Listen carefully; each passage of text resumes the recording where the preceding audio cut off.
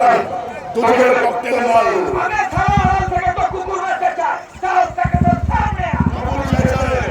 আর সিংহ থালা মানে আমি নেতৃত্ব আমি চার সামনে কথা বলাই না তার বাড়ি চৌধুরী যায় এবার বিধবা খান করার সময় এসে গেছে কেউ বলে মেগাস্টার কেউ বলে গুরুদেব কেউ বলে তারা তুমি শ্রেষ্ঠ আমি বলি না রে ভাই আমি তোদের চন্দ্রপুরের কেষ্ট জয় নরসিংহ